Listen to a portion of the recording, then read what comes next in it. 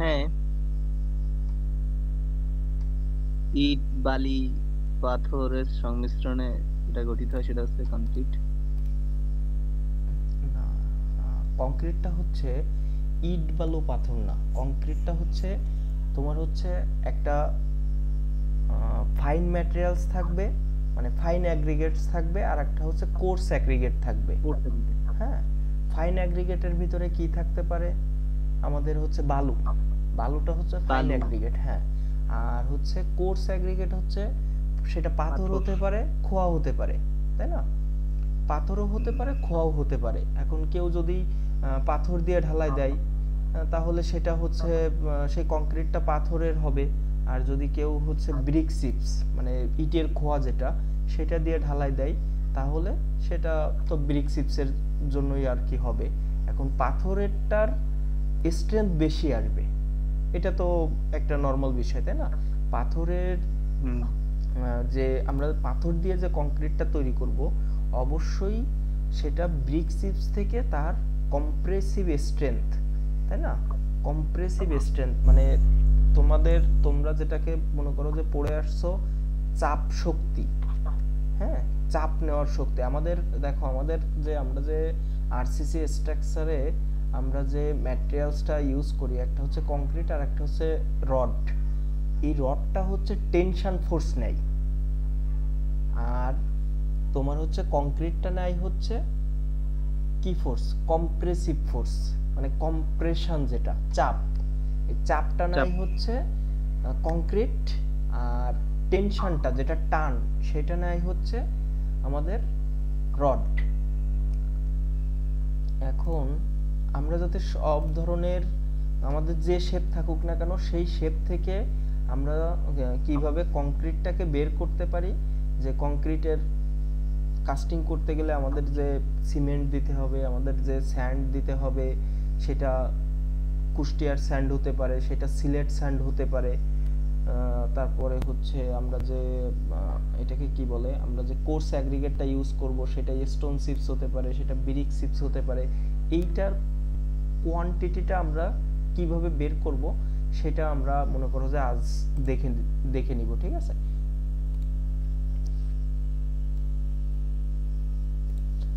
আমার আমার স্ক্রিন দেখা যাচ্ছে?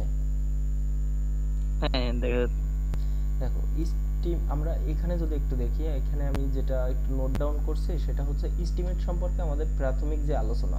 আমরা যদি কোনো একটা হচ্ছে সেটা ফুটিং হোক, সেটা বিম হোক, সেটা কলাম হোক, সেটা থেকে যদি আমরা কংক্রিটের পরিমাণটা, কোয়ান্টিটিটা আমরা বের করতে চাই, তাহলে তার প্রসেসটা সব জায়গায় সেম। সেটার প্রথমে কি করতে হবে? প্রথমে আয়তন বের করতে হবে, ওইটার আয়তন বের করতে হবে। আমরা যে শেপটা নিচ্ছি, আমরা যদি একটা ফুটিং নিই, তার একটা সাইজ আছে না? একটা দৈর্ঘ্য আছে, একটা হুম। প্রস্থ আছে, আর একটা উচ্চতা আছে। তাহলে আমরা এই তিনটাকে আমরা যখন গুণ করব, তখন আমাদের কি বেরোবে? আয়তন বের হবে। এখন হুম। ওই আয়তনটা আমরা প্রাথমিক যে আয়তনটা পাবো, ওইটা হচ্ছে ওয়েট ভলিউম, মানে ভেজা আয়তন। এখন একটা জিনিস আমি তোমাকে বলি, আমরা তুমি যখন মনে করো যে সিমেন্ট, বালু, খোয়া এগুলাকে মেশাবা, মেশানোর পরে যখন পানি দিবা, তখন তোমার ভলিউম যা ছিল তার থেকে একটু কমে যাবে। তার মানে কি, আমরা এস্টিমেটটা করি কি জন্য? আমরা এস্টিমেটটা করি হচ্ছে ম্যাটেরিয়ালস গুলো কেনার জন্য, সেটা তো। এখন ম্যাটেরিয়ালস গুলো কেনার জন্য যদি আমরা এস্টিমেট করি, তাহলে অবশ্যই আমরা ম্যাটেরিয়ালসটা কিনি কি পারপাসে? সেটা হচ্ছে ড্রাই, শুকনো অবস্থায় কিনি। আমরা তো সিমেন্ট তো ভেজা সিমেন্ট কিনি না। আমরা বালু তো হচ্ছে আমরা এস্টিমেটটা করব সব সময় শুকনোটার জন্য, ঠিক আছে? এখন আমাদের যে প্রাথমিক যে দৈর্ঘ্য, প্রস্থ, উচ্চতা গুণ করলে যেটা পাবো, সেটাকে আমরা ধরে নেব যে ওইটা আমাদের ভেজা আয়তন। মানে ওই সাইজটা, যে আমাদের যদি এরকম এরকম একটা সাইজ থাকে, সেটা যাই হোক, এটা ধরো 4 ফিট, আর এটা ধরো 5 ফিট, আর ধরলাম এর থিকনেস আছে হচ্ছে 1 ফিট, মানে 12 ইঞ্চি। তাইলে এইটার ভলিউমটা আমরা যদি বের করি, প্রাথমিক অবস্থায় এটাকে আমরা ধরবো হচ্ছে ভেজা। ওকে, এখন ওই দেখো ভেজা আয়তনকে 1.5 দ্বারা গুণ করে শুকনো আয়তন বের করে নিতে হবে।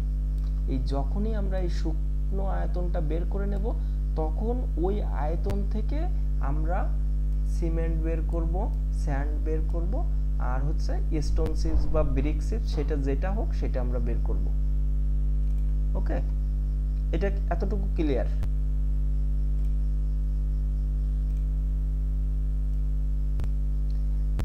হ্যালো, হ্যাঁ বুঝতে পারছি স্যার। এখন দেখো তারপর রেশিও অনুযায়ী সিমেন্ট, বালু ও খোয়া বা পাথর বের করতে হবে। রডের হিসাব করতে হলে ব্যবহৃত সকল রডকে ফুটে হিসাব করে নিতে হবে। মানে আমাদের ওটা আমরা পরে আলোচনা করব, ওটা থাক, ওটা এখন বিষয় না। এখন দেখো আমাদের রেশিওটা কি, এই যে তারপর রেশিও অনুযায়ী সিমেন্ট, বালু ও খোয়া বের করতে হবে। এই রেশিওটা কি? এই রেশিওটা দিবে হচ্ছে যে স্ট্রাকচারটা যে ডিজাইন করবে সে তোমাকে রেশিওটা দিয়ে দিবে যে আমার এই স্ল্যাবটা, এই ছাদটা ঢালাই করতে গেলে আমি কোন রেশিওতে ম্যাটেরিয়ালসগুলো দিব, আমি এই ফুটিংটা ঢালাই করতে গেলে আমি কোন রেশিওতে দিব। এখন রেশিওর প্রথমে দেখো এখানে আমি একটা রেশিও লিখছি, যেটা হচ্ছে আমাদের 1, 1.5 এবং 3, তাই তো? এখন এই একটা কি, প্রথমটা সবসময় সিমেন্ট, প্রথমটা সবসময় সিমেন্ট, আর দ্বিতীয়টা হচ্ছে স্যান্ড, আর তৃতীয়টা হচ্ছে সেটা ব্রিক চিপস হতে পারে, সেটা স্টোন চিপস হতে পারে।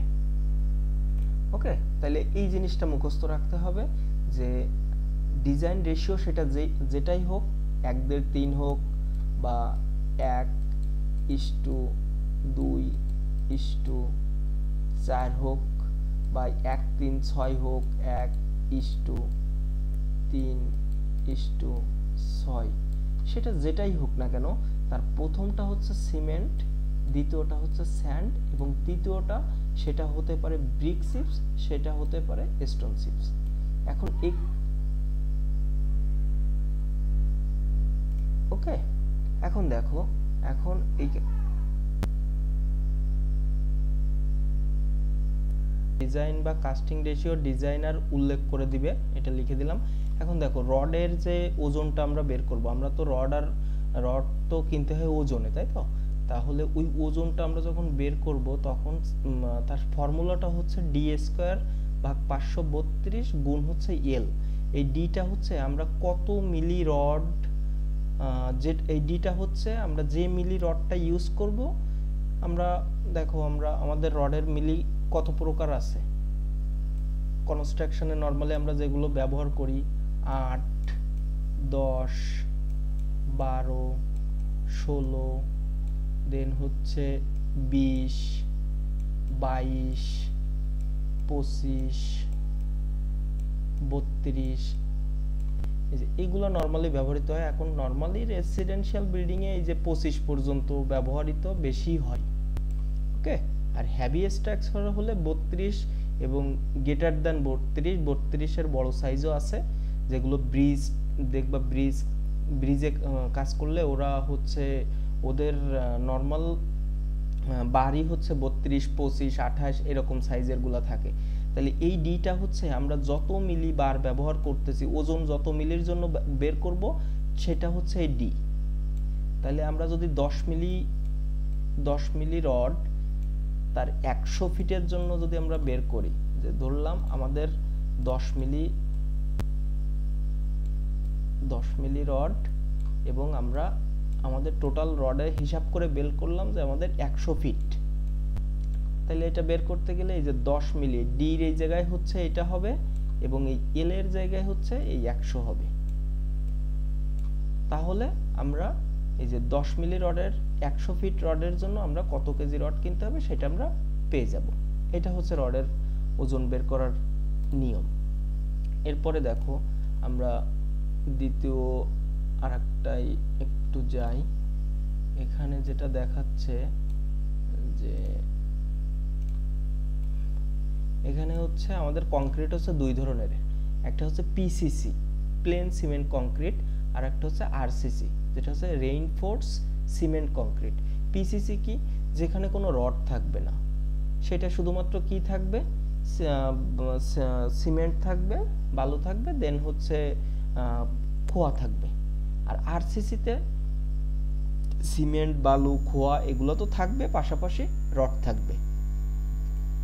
এখানে লেখা আছে পিসিসিতে কোনো রড থাকে না, শুধুমাত্র সিমেন্ট, বালু ও খোয়া বা পাথর থাকবে। এখন আমরা পিসিসি থেকে সিমেন্ট, বালু, খোয়া বের করব। এখন ধরলাম আমাদের একটা পিসিসি বেড আছে, এই বেডে আমাদের হচ্ছে পিসিসি মানে কি, পিসিসি বলতে হচ্ছে আমাদের সেখানে কোনো রড নেই। এই বেডটাই আমাদের কাস্টিং রেশিও কত, 1 2 4।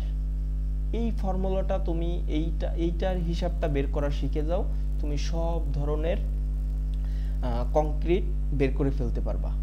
ঠিক আছে, এখন এটার থিকনেস কত, 12 ইঞ্চি, মানে ঢালাইয়ের উচ্চতা হবে 12 ইঞ্চি মানে 1 ফিট, এবং কাস্টিং রেশিও 1 2 4। এবং এই যে পিসিসি যে বেডটা আমরা কাস্টিং করতেছি, এর দৈর্ঘ্য হচ্ছে 6 ফিট, প্রস্থ হচ্ছে 4 ফিট। ওকে, দেখো এখানে তাহলে দেওয়া আছে length 6 feet, width 4 feet, thickness 12 inch বা 1 ফিট। এখন কাস্টিং রেশিও, দেখো কাস্টিং রেশিও এখানে বলে দেওয়া আছে 1 2 4।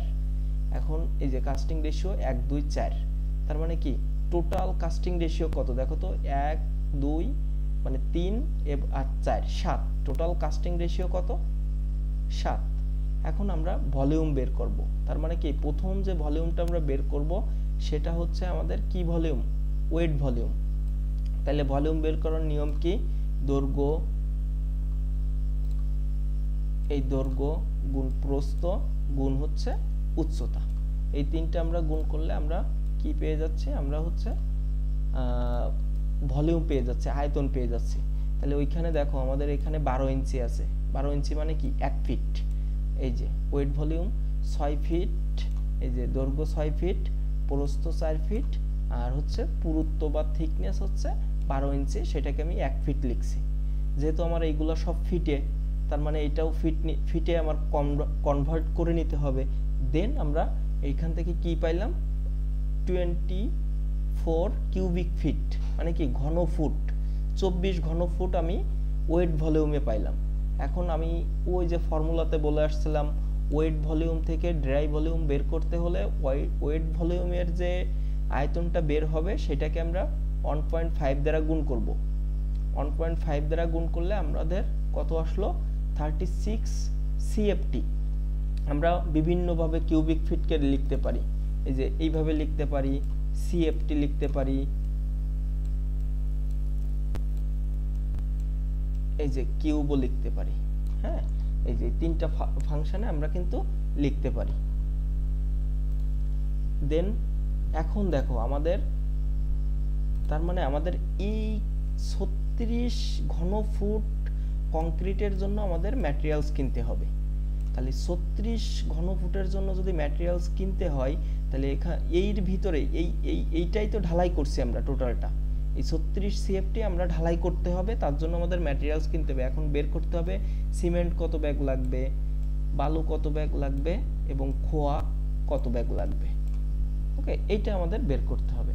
এখন এইখানে মেইন ফাংশনটা হচ্ছে, দেখো টোটাল কাস্টিং রেশিও কত, 7।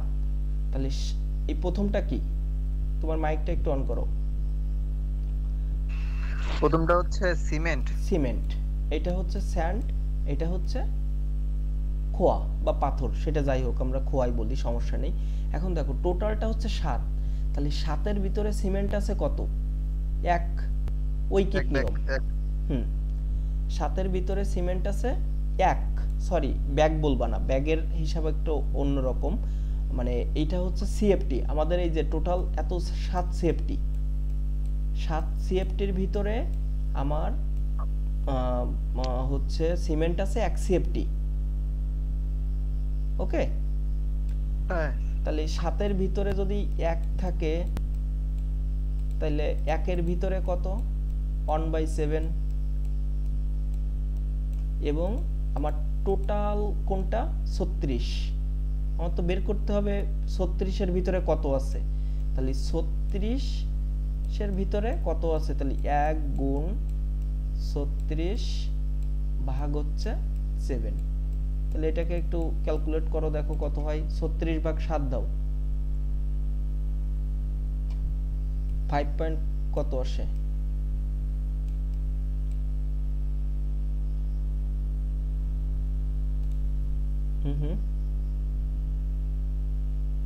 হ্যালো,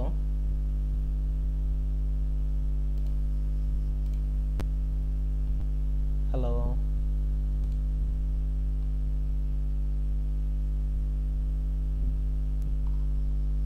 হ্যাঁ সুদর্শন, আমার 5.14 হ্যাঁ 5.14 আসে। 5.14।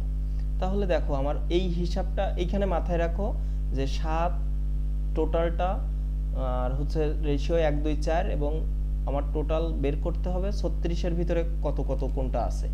আমরা সেটা এখানে আমরা দেখব। এই যে আমাদের এখানে আছে ওইটার হিসাব করা। হ্যাঁ, তাহলে দেখো এখানে আসো, দেখো এইখানে একটা কথা আমি লিখছি, 1 ব্যাগ সিমেন্ট সমান 1.25 সিএফটি। আমরা 1 ব্যাগ, আমাদের বাজারে যে ব্যাগে 50 কেজি সিমেন্ট থাকে না, দেখবা যে 50 কেজি লেখা থাকে, 50 কেজি থাকে না লেখা। তাই 50, হ্যাঁ 50 কেজি মানে হচ্ছে 1.25 সিএফটি। তার মানে 1 ব্যাগ সমান কত? 1.25 সিএফটি। এটা মুখস্থ রাখতে হবে। এটা তোমার ভাইভাতে ধরতে পারে যে তুমি এস্টিমেট করতে পারো, যে পারি। তাহলে এস্টিমেট যদি করতে পারো তাহলে হচ্ছে 1 ব্যাগ সিমেন্টের আয়তন কত, তখন তোমার বলতে হবে 1.25 সিএফটি। ওকে, এটা মুখস্থ রাখতে। এখন দেখো এখানে বলছি 7 সিএফটির ভিতর সিমেন্ট আছে 1 সিএফটি, 1 সিএফটির ভিতরে আছে 1.7, 36 সিএফটির ভিতরে আছে কত? তাহলে 1 গুণ 36 ভাগ 7 এত সিএফটি, তাহলে কত আসলো? 5.1428 সিএফটি। আমার কিন্তু ব্যাগ আসেনি, আমার কি আসছে? সিএফটি আসছে। এই সিএফটি থেকে আমাদের এখন ব্যাগে কনভার্ট করতে হবে। তাহলে সেটা কিভাবে করতে হবে? সেটা করতে হবে এই যে এইখানে দেখো ব্যাগের হিসাব, 1.2 সিএফটি সমান 1 ব্যাগ সিমেন্ট, 1 সিএফটি সমান, এবং আমার কত সিএফটি আসছে? 1.1428। এই যে 5.1428। তাহলে এই যে সেটা 5, এটাকে এই জায়গায় ক্যালকুলেট করলে আমার 4.12 ব্যাগ। এখন তুমি তো বাজার থেকে আর 4.12 ব্যাগ কিনতে পারবা না, তোমার তো ব্যাগ ধরেই কিনতে হবে। তাহলে আমরা সেটাকে কি লিখলাম? 5 ব্যাগ। আমরা আবার কমও লিখতে পারবো না, কারণ আমার তো 4 ব্যাগের বেশি লাগবে। তাহলে আমরা সবসময় একটু বেশি নিব। তার মানে কত ব্যাগ?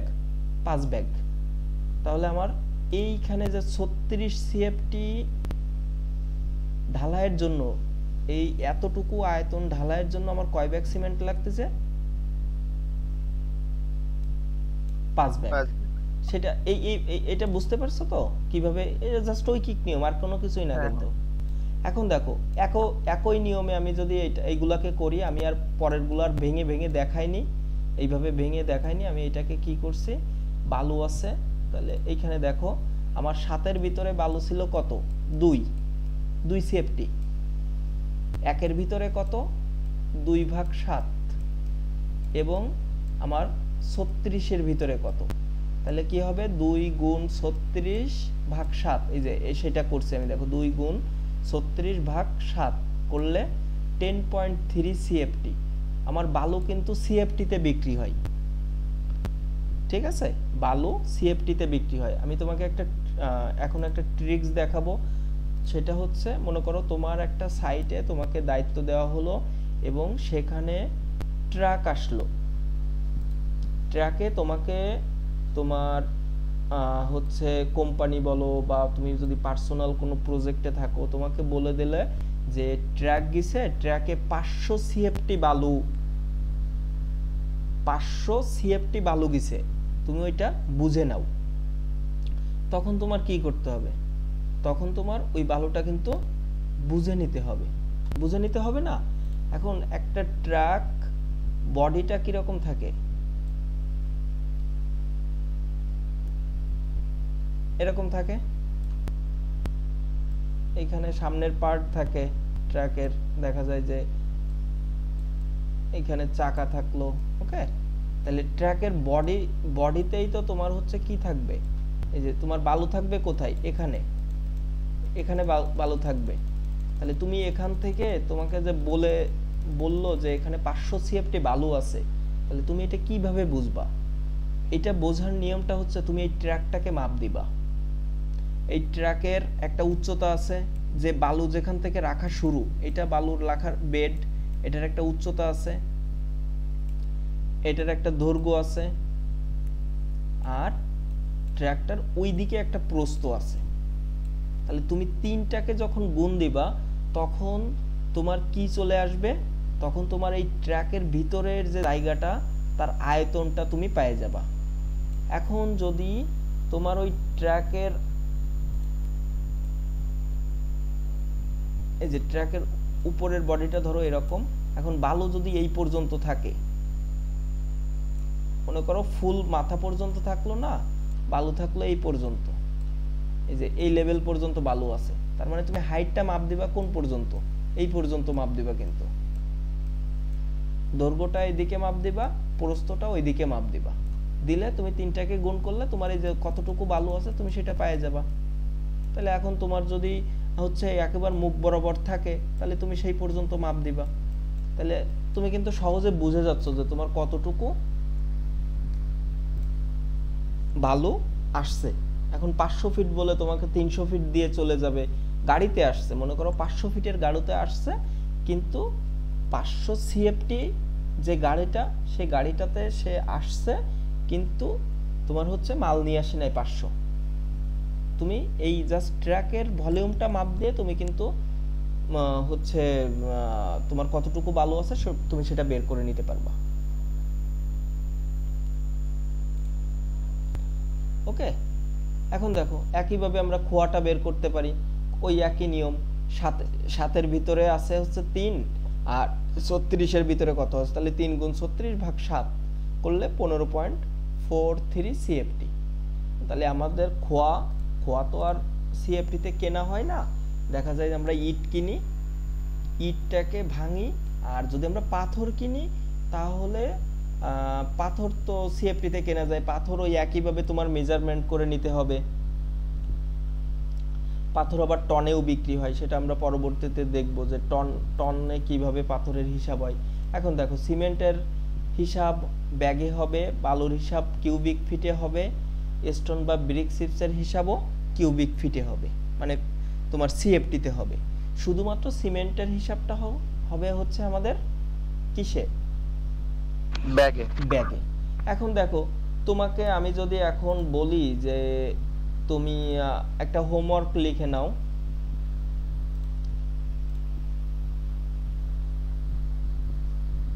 একটা হোমওয়ার্ক লেখো, ঠিক আছে,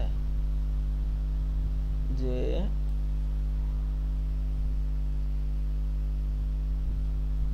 লেন্থ হচ্ছে 50 ফিট, উইড হচ্ছে 40 ফিট, আর থিকনেস হচ্ছে 5 ইঞ্চি,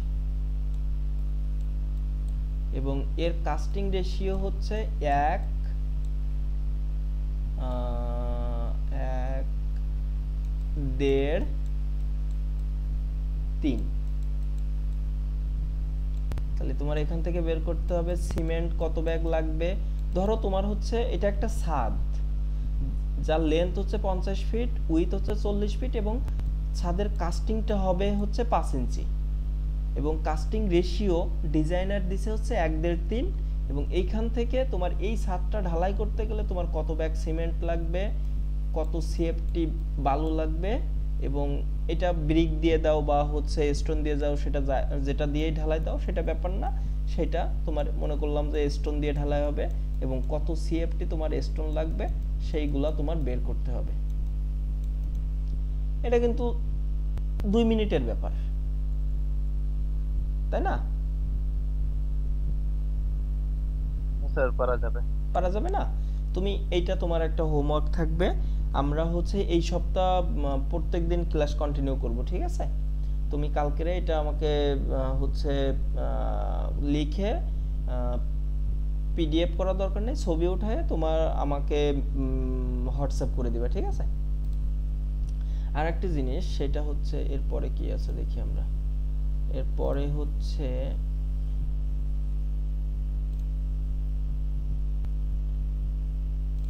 রডেরটা আমরা পরে দেখব, আগে আমরা তাহলে যেটা হচ্ছে বলার আছে সেটা হচ্ছে, দেখো এখন যে শেপই থাকুক না কেন, তুমি যদি ভলিউম বের করতে পারো, তোমার যে শেপ থাকুক না কেন, তুমি যদি ভলিউমটা বের করে নিতে পারো, তাহলে কি তুমি হচ্ছে সেখান থেকে কংক্রিট বের করতে পারবে না?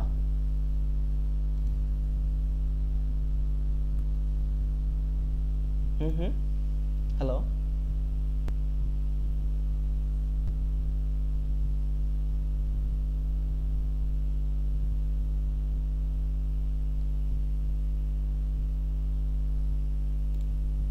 হ্যালো, আমার কথা শোনা হ্যাঁ যাচ্ছে স্যার। না? হ্যাঁ হ্যাঁ, বলতেছি তোমার যে শেপই থাকুক না কেন, যে লেন্থ থাকুক, যে উইডথ থাকুক, যে থিকনেস থাকুক, সেটা যেটাই থাকুক না কেন, তুমি কিন্তু সেখান থেকে কি বের করতে পারবা? একবার তোমার যে ভলিউমটা যদি তুমি বের করে নিতে পারো, তাহলে কিন্তু তুমি সেখান থেকে সিমেন্ট, স্যান্ড, স্টোন চিপস বা ব্রিক চিপস সেটা সবই বের করতে পারবা, তাই না? হুম। এখন দেখো আমরা